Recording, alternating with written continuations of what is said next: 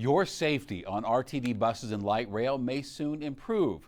That's a hope anyway. Today, RTD announced a deal to raise the starting pay for its police officers to make the department more competitive. Now, it comes as RTD is really struggling to increase ridership and retain staff, and part of the problem is frequent crime.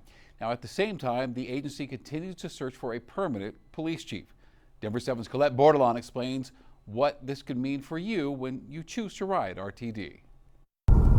I do. The train and the bus. The Auraria West Station. I'm going to be taking it for the rest of my college experience. Is a place Keba Easton knows well. I live all the way in Broomfield, so it's like an hour-long drive for me personally, and then getting on the bus and then the light rail, we kind of evade traffic. The sophomore at Metropolitan State University. With the delays, it's definitely the same amount of time. I could be driving, but Says the delays are one thing. I see a lot of students that's checking their watches, and I'm like, teachers are even accustomed to it now. They're like, hey, listen, if you're 30 minutes late, I was just on the light rail, you're fine.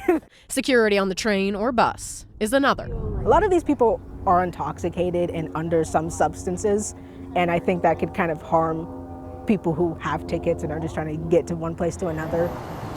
You can't spell union without U-N-I. A new 3-year agreement between RTD and the Fraternal Order of Police Lodge 72 hopes to attract more officers to RTD's police force. It basically ensures that we have competitive market wages for our police officers. Deborah Johnson, the general manager and CEO of RTD, says the goal is to have 150 officers on staff by the end of the year. Right now, there's roughly 100. And I promise we won't let you down. Officer Corey Averill represented the union during negotiations, and under the new agreement, starting pay for academy recruits went from about $68,000 a year to roughly $71,000. So the goal is to have officers in each district that can respond to the calls in those areas, so the call time will be reduced when something happens in a specific area. The police force covers roughly 2,300 square miles across 8 counties. So we are growing so we can handle the vast amount of space that we cover. I just ask them to be patient as we grow. There's obviously going to be some growing pains, but we are trending in the right direction, and I believe that in the near future, it's going to be safety and security isn't going to be a thing.